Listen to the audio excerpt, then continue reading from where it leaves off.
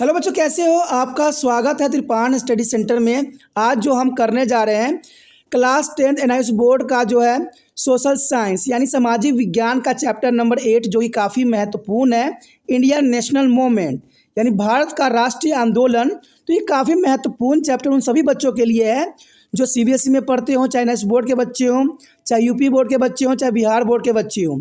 Even कि जो बच्चे कंपटीशन की तैयारी करना चाहते हैं या कर रहे हैं उनके लिए इंडियन नेशनल मूवमेंट काफ़ी महत्वपूर्ण रहेगा, क्योंकि इसमें हम हर एक विषय पे प्रकाश डालेंगे और जानने की कोशिश करेंगे हर एक पहलू को जो अब तक आप नहीं जान सके, और वो सारी बातें करेंगे जो आपके जीवन के लिए महत्वपूर्ण रहेगा। लेकिन आपको पता है, चैप्टर स्टार्ट करने से पहले एक बात जो मैं सदैव कहता हूँ, जिसको आपको सोचना भी चाहिए, विचार भी करना चाहिए और इवन अमल भी करना चाहिए, वो ये है कि जब भी वीडियो देखिए पूरा देखिए, क्योंकि अधूरा जानकारी सदैव खतरनाक होता है। साथ में एक इंपॉर्टेंट बात ये भी रहता है, अगर आप पहली बार वीडियो देख रहे हो तो लाइक शेयर सब्सक्राइब करना मत भूलना, क्योंकि दोस्तों लाइक कीजिएगा तो बनाने वाले का मनोबल बढ़ता है, सब्सक्राइब कीजिएगा तो इससे ये होता है कि जब भी मैं कोई वीडियो डालूंगा उसका नोटिफिकेशन आपको समय रहते मिल जाएगा। और देखिए, शेयर का मतलब ये होता है कि आपके थ्रू ना जाने किन बच्चों को हेल्प मिल जाए, ये आप भी नहीं जानोगे, इसलिए जो है आप शेयर जरूर करो, ठीक है। व्हाट्सएप स्टेटस पे भी लगाओ। दोस्तों एनआईएस सेंटर जो है कई मानने में बहुत से बच्चों के लिए हेल्पफुल है, चाहे वो 8th क्लास हो, 9th 10th 11th 12th हो, चाहे वो एनआईएस बोर्ड के बच्चे हों, ठीक है, चाहे बीए एमए के बच्चे हो, सभी क्लासों के लिए कुछ ना कुछ जो है त्रिपान सेंटर में उपलब्ध है। तो इसलिए आपके लिए ज़रूरी है कि आप सब्सक्राइब करके इसको चैनल को जो है सेव कर लो, नहीं तो बाद में अगर रिसर्च करोगे तो शायद आपको ये चैनल प्राप्त ना हो। तो इसलिए सोचना नहीं, विचार नहीं करना है, सब्सक्राइब करके जो है अपने पास सेव करना है। दोस्तों ये तो बात था आपके लिए, लेकिन आप देखते हैं हमारा आज टॉपिक क्या है। Indian national movement, our most important chapter arrive here, the Indian national movement. But first topics arrive here, origin of nationalism. You know that there is a most important thing here, origin of nationalism of Indian people. The rise of nationalism is reflected in the spirit of resonances is the Europe. Resonances, there is a most important here and Europe, when the freedom for the religious restrictions lead to be a enhancement of national identity. And this expression of the nationalism was furthered by the French Revolution. The political changes is resulted in the passing of sovereignty from the hand of the absolute monarch or to the French citizens, who had the power to constitute there is a nation and shape its destiny, and the watchword of their French Revolution. The French Revolution here, liberty, equality, and fraternity, inspired their whole world. And many other revolutions like the American Revolution, the Russian Revolution, and etc., about which you have already read their lesson 3. You know that?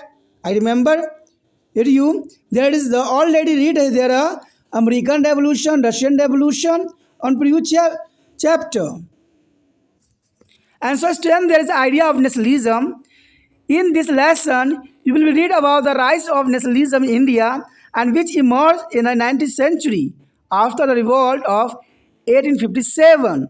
There is a most important here about the rising of nationalism emerged in the 19th century is the revolt of 1857.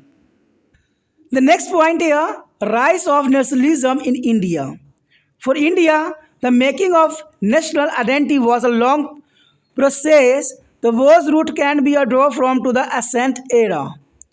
India as a whole had been to be ruled by the emperor like Ashok and Samudragupta in ancient time, and Akbar to the Gazeb in a middle time. But it was only in the 19th century that a concept of national identity and national consequence emerged.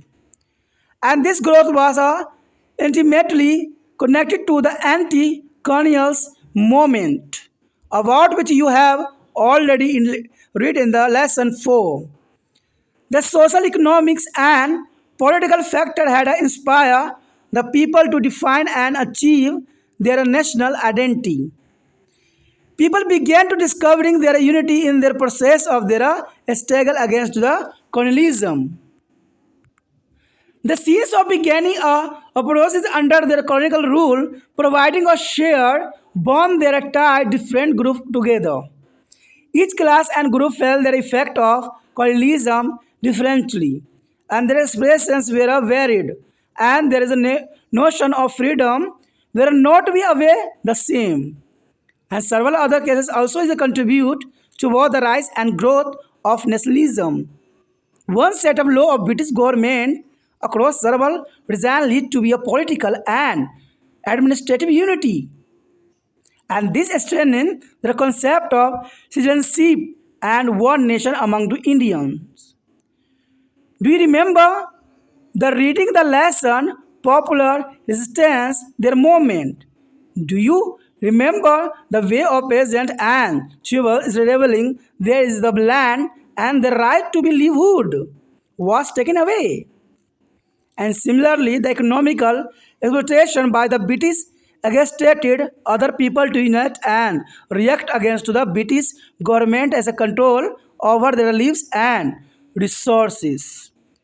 The social and religious reform movement of 19th century also contribute to the feeling of nationalism. Do you remember the reading about the Swami Vivekananda, Annie Besant, Henry Thoreau, and many other? There is a most important religious reformer, and they revolve there is a gallery of ancient India and create faith among the people in their religions and culture, and thus give to the message of love for their motherland. The intellectually there is a spiritual side of nationalism was voiced by the person like Bankim Chandra and Chatterjee. Bankim Chandra Chatterjee and Swami Dayanand Saraswati and Arvindo Ghosh. There is the most important here nationalism is here. And the Bankim Chandra hymns there is a motherland Bande Matram.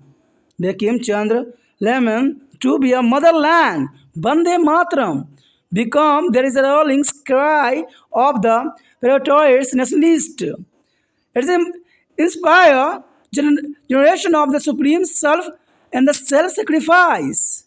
Stimulus it's a create of fear in their mind of British. The impact was no strong that is a British had to be banned the song. Similarly, Swami Vivekananda has a message to the people: arise, awake, and stop not till the goal is reached. An appeal to be Indians. It acted as their potent force in the courses of Indian nationalism. Do you also remember reading about the establishment of printing press and how it's a help in the wide circulation of idea like liberty, equality, and fraternity? There's a question mark. All these factors help in their spirit of nationalism among the people of India. Around this time, many organizations were beginning formed which arise their voice against the British rule.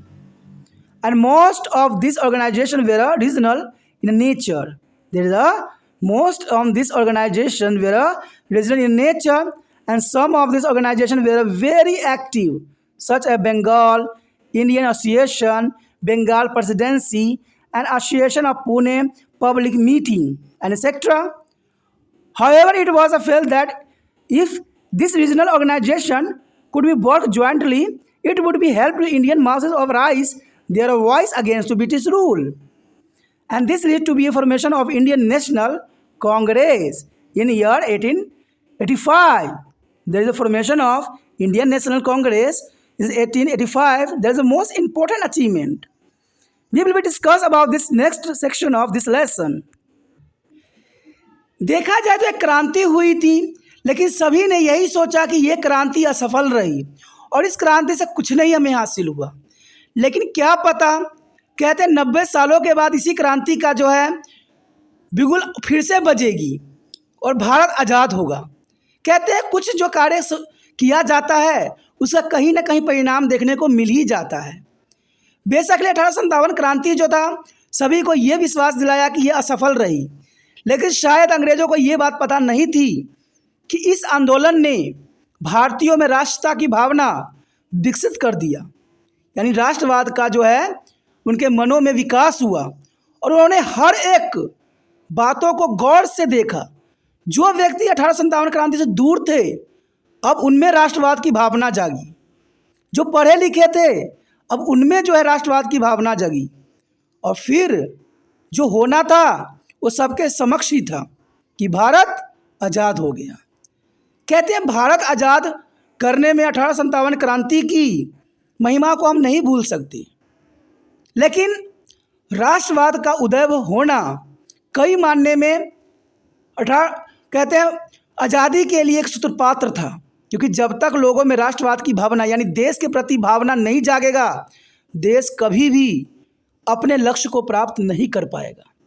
Even पुराने समय में हो चाहे आज के समय में हो, आज देखते ही हो आप लोग, आए दिन किसी न किसी बात पे लोग जो हैं लड़ रहे हैं, मर रहे हैं, कट रहे हैं।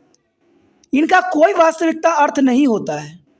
सिर्फ एक समुदाय के लिए, एक लोगों के भाषण के लिए, एक दूसरे के गलत ऊंच नीच दिखाने के चक्कर में हम देश को जो है जला रहे हैं, जो कि सही नहीं है। तिरपान स्टडी सेंटर हमेशा उन लोगों के खिलाफ है जो ऐसे कार्य करते हैं। कहते हैं हम एक हैं, हमें मिलके रहना चाहिए। कुछ समस्या है तो उसको बैठ के सुलझाने की आवश्यकता है, उस पर विचार करने की आवश्यकता है। कहते हैं दंगा फसाद करके, अपनी देश की संपत्ति को नष्ट करके हम देश को उसी कंडीशन में नहीं पहुंचा सकते जो पहले थी। हमें आगे बढ़ना है।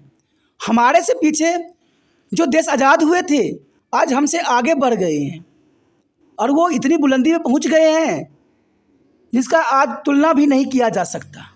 इवन कि जो विकसित अमेरिका है, अमेरिका भी पहले गुलाम था और आज देखिए सुपर पावर बन गया है। क्या इंडिया सदैव ही ऐसे ही अब विकसित देश ही कहलाएगा? क्या विकास कभी भी नहीं इसके छुएगा? दोस्तों, विकास तभी छुएगा जब राजनीतिक नेता एक हो जाएं। हम हिंदू मुस्लिम की भावनाओं को छोड़ के हम राष्ट्रीय भावनाओं को लेके चले। तो कहते हैं उस समय तो लोगों ने समझ लिया, पढ़े लिखे लोगों ने, इवन कि जो अनपढ़ थे उन्होंने भी समझ लिया। लेकिन आज तो हम आधुनिक में हैं, आधुनिकता में हैं, क्या हम समझ नहीं सकती? तो इसी के अंतर्गत हमारा आया है टॉपिक राष्ट्रवाद का उद्भव। आखिर राष्ट्रवाद का उद्भव, विकास कैसे हुआ? मैंने तो सारांश के रूप में आपको बताया, लेकिन हम वास्तविकता जाने कि आखिर हमारे सिलेबस के अंतर्गत है क्या। तो देखा जाए तो राष्ट्रवाद का उद्भव यूरोप के नव जागरण उत्साह में प्रतिबंधित हुआ। आपको पता ही होगा कि नव जागरण जो थी काफ़ी महत्वपूर्ण थी, जिसने धर्मों के अंतर्गत थी, जहाँ पर पोप जो थे वो लोगों का शोषण कर रहे थे और उनको मनमर्जी जो है उनको डराया करते थे। तब जाके जो है नव जागरण वहाँ पर हुआ और उस नव जागरण ने लोगों को ये बात समझा दी कि हमें लड़ना नहीं है, हमें मिलके आगे बढ़ना है। और इसी कारण जो है यूरोप के नव जागरण ने हमारे देश के पढ़े लिखे लोगों को भी जगाया और उन्होंने भी सोचा कि जब वो पढ़े लिखे लोग अपने देश की आज़ादी के लिए मरने मिटने को तैयार हो सकते हैं, तो क्या हम अपने देश की आज़ादी के लिए क्या अपनी प्राण की आहुति दे नहीं सकते? इसलिए नवजागरण जो था प्रतिबिंबित था हमारे देश के राष्ट्रवाद का उद्भव के लिए। जब धार्मिक प्रतिबंध मुक्त से राष्ट्रीय समानता की बढ़ावा दिया तो राष्ट्रवाद की यह अभिव्यक्ति फ्रांसीसी क्रांति द्वारा आगे बढ़ी। इस राजनीतिक परिवर्तन के फलस्वरूप संप्रभुता राज्य के हाथों से फ्रांसीसी नागरिकों के हाथों में चली गई। आपको पता ही होगा, फ्रांस की क्रांति जब अपने पीछे पढ़ा भी होगा कि जो प्रभुसत्ता राजा के पास होती थी वो आम नागरिकों के हाथों में चला गया। राजा जिसके पास राष्ट्र का निर्माण करने और भाग्य तय करने की शक्ति थी, फ्रांसीसी क्रांति द्वारा नारा उदारता, समानता और प्रभुता ने संपूर्ण संसार को प्रेरित किया कि अब जनता का ही राज होगा। अन्य कई आंदोलन जैसे अमेरिकी क्रांति, रूसी क्रांति इत्यादि ने भी राष्ट्रवाद के विचारों को शक्ति दी, जिसके बारे में आप पहले ही अध्ययन 3 में हमने बता चुके हैं। अगर आपने पिछला वीडियो नहीं देखा तो उसको देख लीजिए, जहाँ पर हमने फ्रांस की क्रांति, अमेरिकी क्रांति और जो है रूस की क्रांति, हम कई क्रांतियों, फ्रांस क्रांति, सभी क्रांतियों के बारे में विस्तारपूर्वक चर्चा किए थे। और यहाँ भारत में राष्ट्रवाद का उद्भव जो 1857 क्रांति के बाद 19वीं सदी में प्रकट हुई के बारे में जानिएगा, क्योंकि मैंने कहा था कि 1857 क्रांति वो क्रांति थी जो 19वीं शताब्दी में प्रकट हुई और उसने कर दिखाया जो पीछे अधूरा रह गया था। अगला टॉपिक जो हमारे समक्ष आया है, भारत में राष्ट्रवाद का उदय। आखिर भारत में राष्ट्रवाद का उदय किन कारणों से हुआ? क्या राष्ट्रवाद अब की देन है?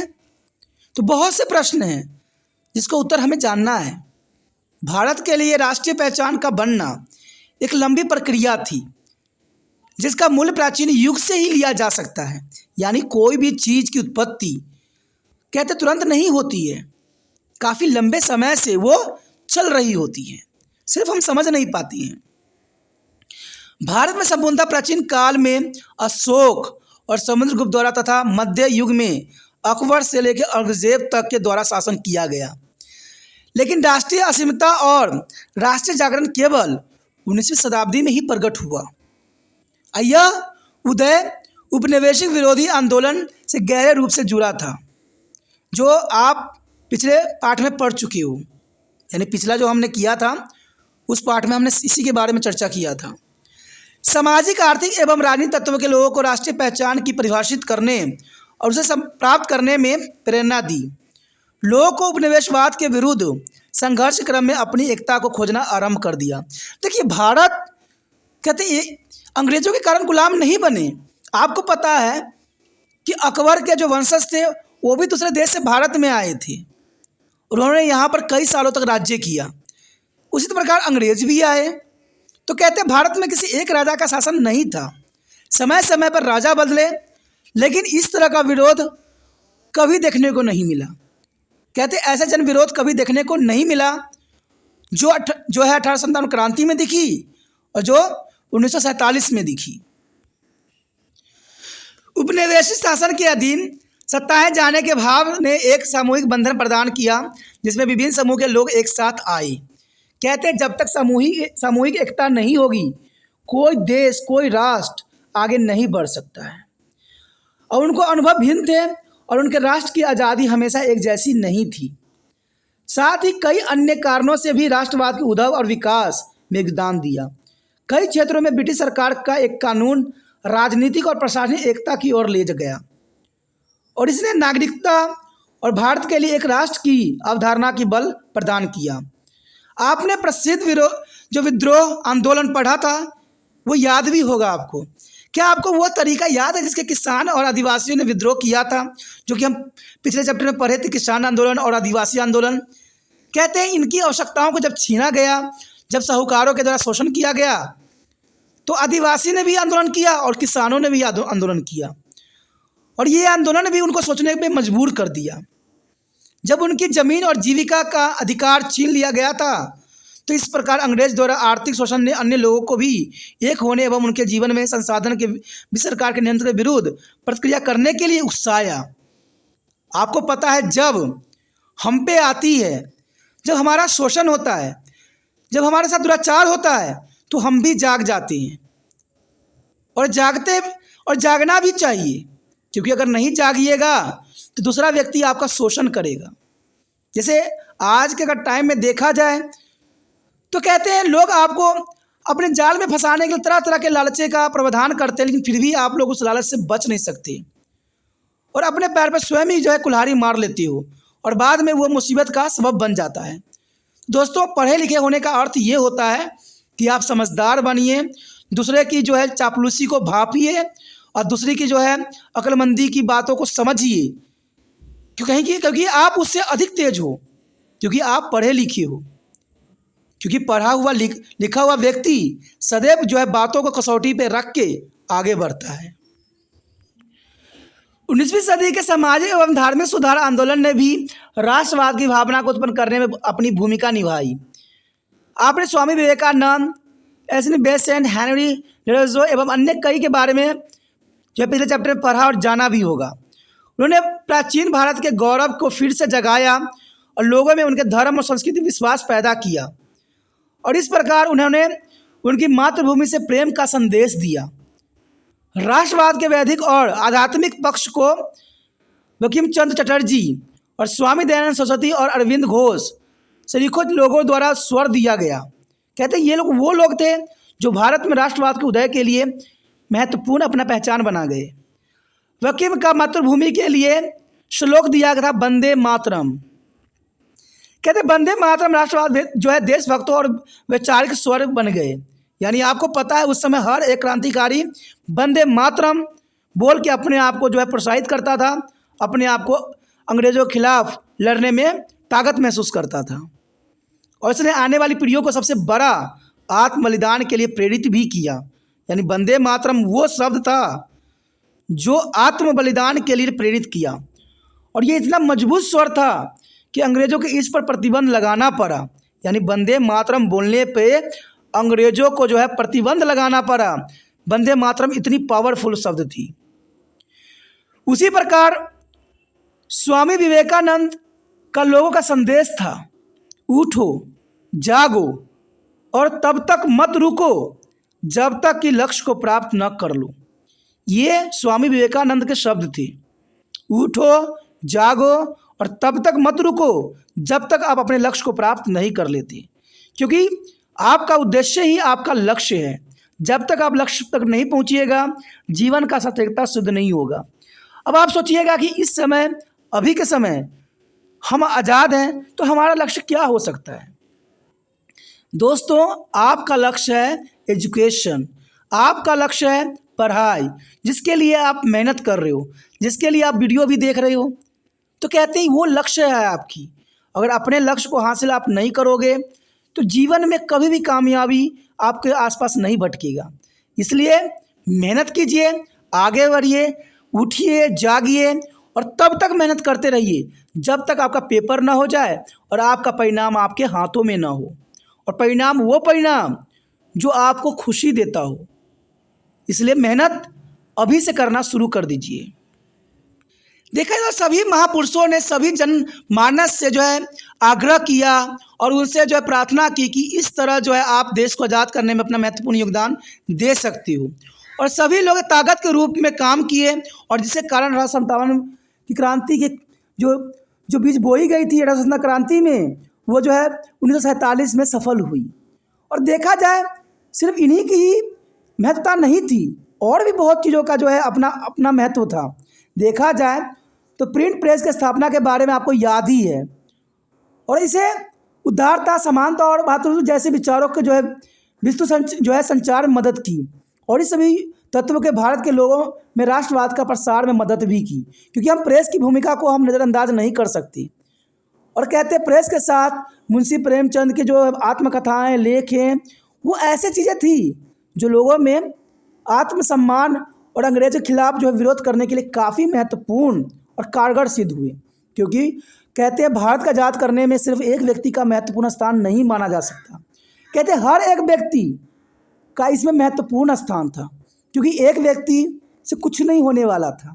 आपने 1857 क्रांति में देखा था कि कुछ ही क्षेत्रों में ये विद्रोह हुआ, कुछ ही लोगों ने विरोध को अंजाम दिया, तभी सफल नहीं हुआ। इसलिए 1947 में जब भारत आज़ाद हुआ तो उसमें किसी एक व्यक्ति का महत्वता को हम नहीं ले सकते। उसमें हर एक जनमानस था, हर एक व्यक्ति था, चाहे वो लेखक हो, चाहे राइटर हो, चाहे फिल्मकार हो, चाहे संगीतकार हो, चाहे आम व्यक्ति हो, सभी ने अपना महत्वपूर्ण योगदान दिया, जिन कारणों से उनको जो है और उनके मेहनत ने रंग लाके भारत को आज़ाद कर दिया। और आज हम आज़ादी के जो कहते हैं कितने साल मना रहे हैं, शायद आपसे बेहतर कोई नहीं जानता है। तो ये काफ़ी महत्वपूर्ण बात थी कि प्रेस ने इसमें बहुत काफ़ी जो है अपना रोल अदा किया। क्योंकि आपको याद होगा, कोई फिल्म भी देखे होंगे, तो उस समय कोई भी पर्ची होती थी छपवा के अपने विचारों को वो लोगों के दरवाज़ों के नीचे से रखा जाता था, और लोग उसको पढ़ते थे, समझते थे, और अपने देश के प्रति जो है उनकी भावना स्ट्रॉन्ग होती थी। कहते हैं इस समय के आसपास कई संगठन स्थापित हो रहे थे, कहते हैं जिन्होंने ब्रिटिश शासन के खिलाफ अपनी आवाज़ उठाई। इसमें से ज़्यादातर संगठन क्षेत्रीय स्वरूप के थे। यानी क्षेत्रीय का अर्थ होता है कि गांव के क्षेत्र, यानी क्षेत्रीय थे, नेशनल नहीं थे, क्षेत्रीय थे, यानी एक अपने ही क्षेत्र में संगठित थे। इसमें से कुछ संगठित काफ़ी सक्रिय थे, जैसे Bengal Indian Association, Bengal Presidency Association, Pune public meeting आदि। यद्यपि यह अनुभव किया गया कि यदि ये सभी क्षेत्रीय संगठन सम्मिलित रूप से कार्य करेगा तो भारतीय जन समुदाय के ब्रिटिश शासन के खिलाफ अपनी आवाज़ उठाने बहुत मदद मिलेगी, क्योंकि इससे एकजुटता को प्रदर्शित होगा और इसलिए वर्ष 1885 में भारतीय राष्ट्रीय कांग्रेस का निर्माण हुआ। और इसके बारे में हम अगला टॉपिक रहेगा, जिसके बारे में 1885 में जो है भारतीय राष्ट्रीय कांग्रेस का स्थापना हुआ, कि इन्होंने किसने किया, क्यों किया, इसका कारण क्या था और इसका महत्व क्या था, हम अगले टॉपिक में पढ़ेंगे। तो आपको बना रहना पड़ेगा तिरपान स्टडी सेंटर के साथ। और आपको वीडियो समझ में आई, अच्छा लगा, तो आपको भी जो है तिरपान स्टडी सेंटर को मदद करना है। और मदद करने के लिए कुछ नहीं करना है, जितना हो सके इस वीडियो को शेयर करना है। और शेयर करने के लिए सिंपल सा तरीका है, यूट्यूब से लिंक को कॉपी करना है, व्हाट्सएप स्टेटस पर लगा देना है, ठीक है। और पहली बार वीडियो देख रहे थे तो चैनल को अवश्य सब्सक्राइब कर लीजिए, क्योंकि आपको पता है वीडियो की भरमार है लेकिन समझ की कमी है। कहते हैं जो जहां आपको समझ में आता है आप वहां जाइए। मैं ये नहीं कहता कि मेरे पास ही रहिए, कहते हैं जो समझ जहां से आपको ज्ञान मिले, लेकिन सच्चा ज्ञान हो, उसको जो है ग्रहण कीजिए और देश के विकास में मदद कीजिए। और आपको मैं बता दूं, अगर आप चैनल को सब्सक्राइब कर लेते हो तो आपको जो है प्लेलिस्ट मिलेगा तिरपान स्टडी सेंटर का, जहां पर 8th क्लास से लेकर MA तक के बच्चों के लिए सारे वीडियो उपलब्ध हैं। तो वो वीडियो आपके लिए काफ़ी हेल्पफुल हो सकते हैं, आपके एजुकेशन में मदद कर सकते हैं और आपको जो है आगे बढ़ाने में ये काफ़ी मददगार साबित हो सकते हैं।